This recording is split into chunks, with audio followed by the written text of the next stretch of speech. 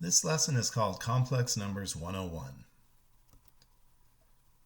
Let's start by asking the question, what is the mathematical symbol I? Let me give you a little bit of a history first. Mathematicians have always been interested in solving equations, and some they discovered were unsolvable, such as this one. Watch as I attempt to solve this seemingly unsolvable equation. Subtracting 1 from both sides tells me I need to find a number that when I square it, the result is -1. Well, there doesn't seem to be such a number. Clearly 1 squared doesn't equal -1. Not even -1 squared would work here, as you can see. -1 squared would be +1. And this equation seems to be unsolvable, at least in the traditional number sense. Mathematicians hundreds of years ago were unsettled by the fact that there were unsolvable equations, and in their desire to solve them, many years and discussions later, mathematicians ultimately decided that they could create a new number and call that number I. And they defined the number I to be that number which, when you square it, the result is -1. Now this seems very strange, and it was very controversial at the time. Some mathematicians, such as Gauss, Descartes, Euler, and many others, played a role in ultimately having mathematicians accept that there was this number I, that when we squared it, the result was -1.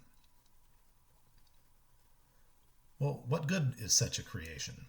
Well, first of all, it enabled them to solve other equations, because this in some sense allowed us to find the square root of -1. For example, mathematicians were able to solve this equation by applying the square root property, factoring the -5, and replacing radical -1 with I. Further, mathematicians were able to solve equations like this, which they up till then were not able to, because when using the quadratic formula, which you may be familiar with, the radical had a negative number underneath it, and I ultimately played a role in finding solutions to equations like that as well. But of course, all this brings up an interesting question. What good is creating a symbol that's controversial and doesn't appear to be, in the traditional sense, a number? I mean, simply declaring that there's this number that if I square it is -1, it seems contrived, it seems fake. Well, and in some sense, it is a human creation, like all of mathematics. Nonetheless, the technology that was developed out of that is amazing. Most notably, all electronic devices that have been created over the centuries were based on the foundation that there is this number that if you square it, it's -1. And not just that one fact, but tons of theory was developed around that fact, and scientists eventually were able to exploit that theory and create amazing things. As a matter of fact, even the device that you're using to watch this video is designed on the vast theory of complex numbers that was developed over the centuries. Am I suggesting that there are imaginary numbers inside your computer, tablet, or cell phone? Absolutely not. Inside those devices is lots of wires and electricity running through those wires. What I am suggesting is that those devices couldn't have been created in the first place if there hadn't been a suitable theory or mathematical foundation upon which to design them so that they would work properly. Let's get into some of the more actual mathematics. How does I fit into the rest of math? Well, it seemed logical to mathematicians that if I was going to be a number, that we should be able to do all the normal math operations with it. For example, if I is a number, then I should be able to multiply 3 by that number. A real number times an imaginary I is often called an imaginary number. Mathematicians also decided that if we have imaginary numbers, that we should be able to add real numbers to them. And it soon became accepted that a real number added to an imaginary number would be known as a complex number. And all numbers like this, 2 plus 3i, 5 plus 1i, 6 minus radical 2i, any number like this you can imagine, that entire set of numbers is called the set of complex numbers, and here's the symbol for all those numbers. So then mathematicians grappled with the question, is a real number a complex number? For example, 7 is a real number. Is that also a complex number? Well, in some sense, no. But in some sense, yes, because if 7 is a real number, I could express it as 7 plus 0i, and then it would technically match the definition of a complex number. So in that sense, we view all the real numbers as a subset of all complex numbers. Mathematicians also decided that complex numbers should be able to be displayed graphically. Imagine the following.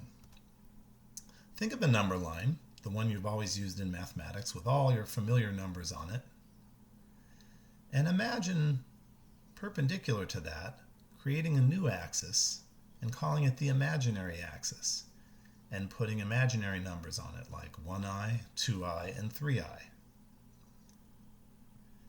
In this construct, we could take any complex number, such as 2 plus 3i, and imagine that it was corresponded to an actual point in our traditional graphing or traditional Cartesian coordinate system.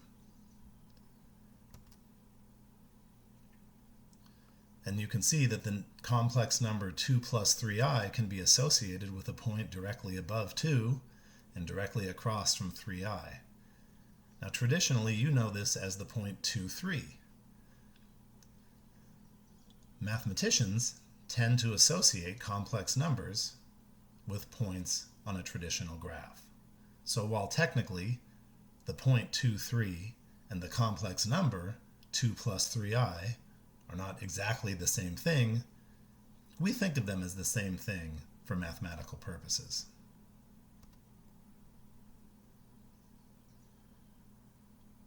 So now let me introduce some vocabulary .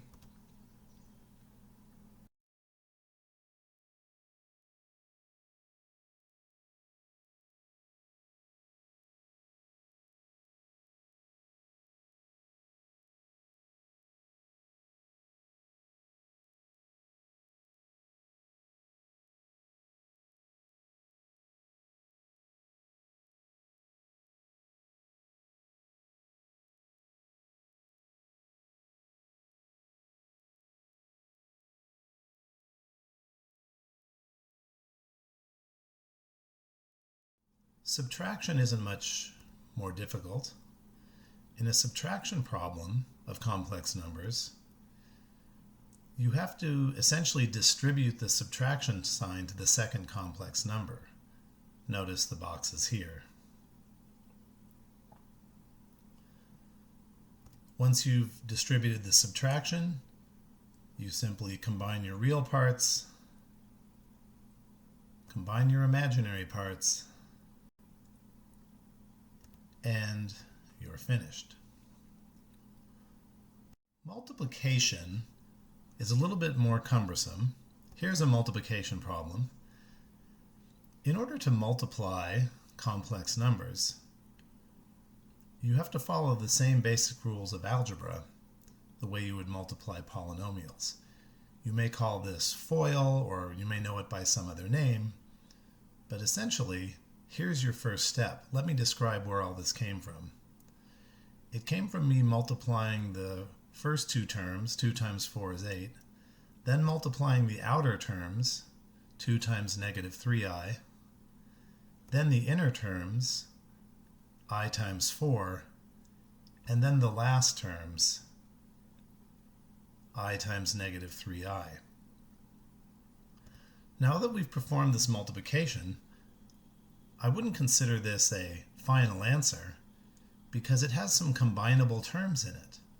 After all, aren't these two imaginary terms combinable? Couldn't this be further simplified?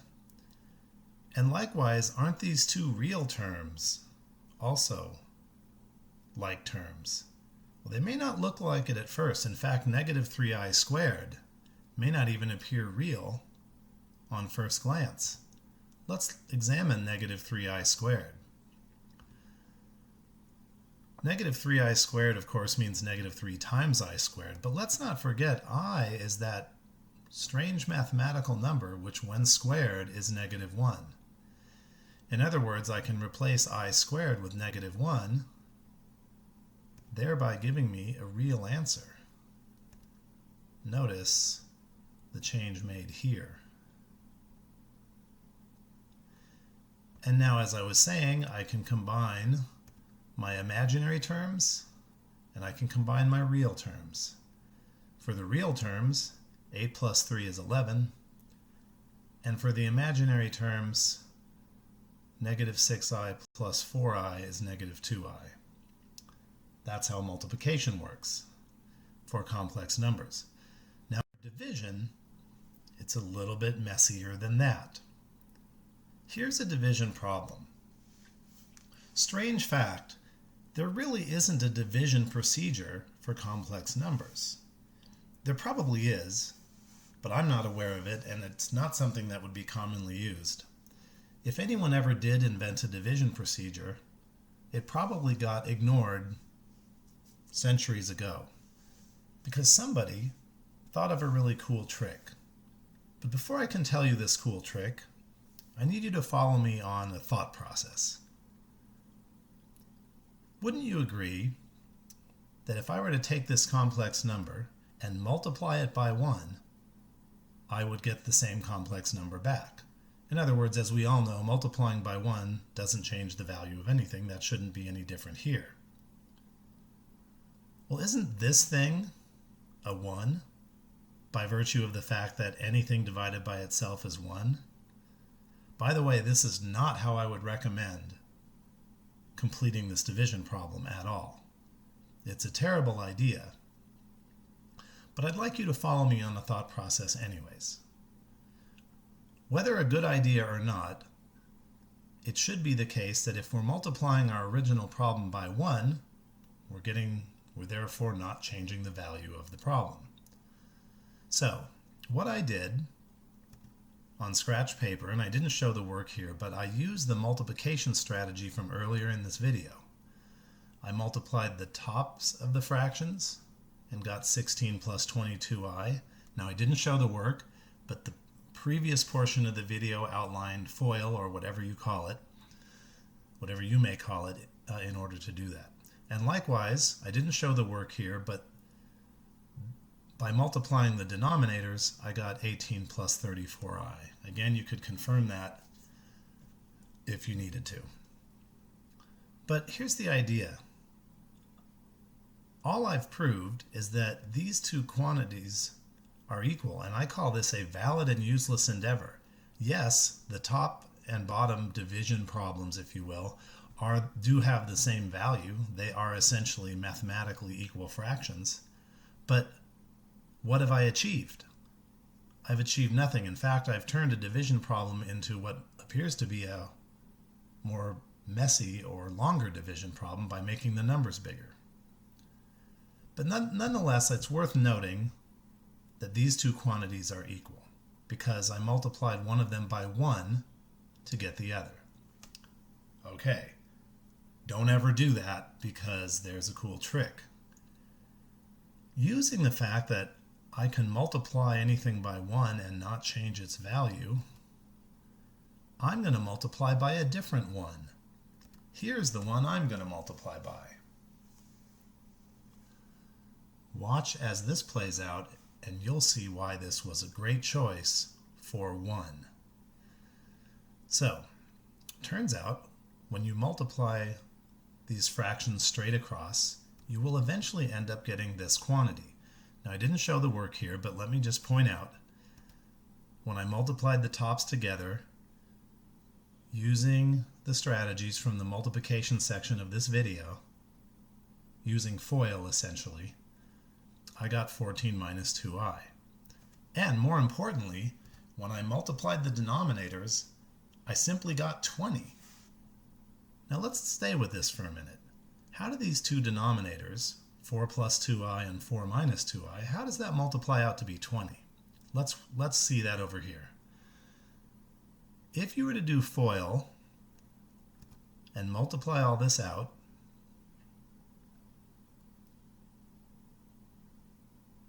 you would get this. Now let's recall that I squared is negative 1, which would change my result into that.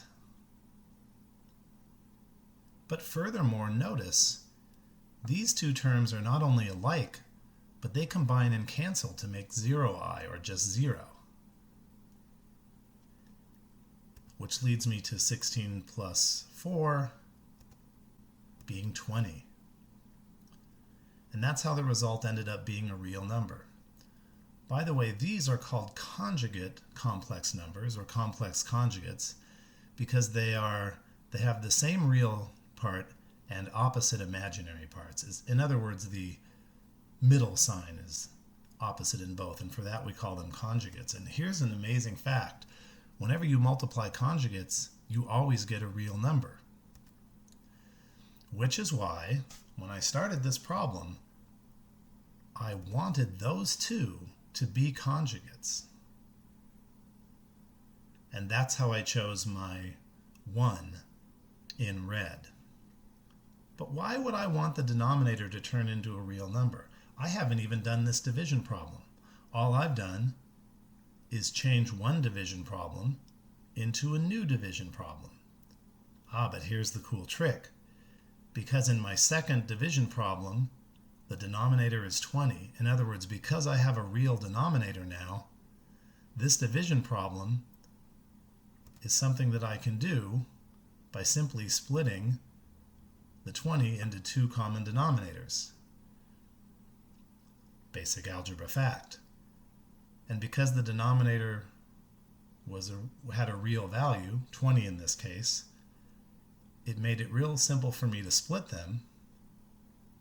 And now, when I reduce my fractions, 14/20 reduces to 7/10, 2/20 reduces to 1/10. After reducing my fractions, I'm done. And I never had to actually divide by the complex number 4 plus 2i, because I turned my original division problem into a division problem with a real denominator by multiplying by 1 and using the conjugate trick. And that completes the lesson.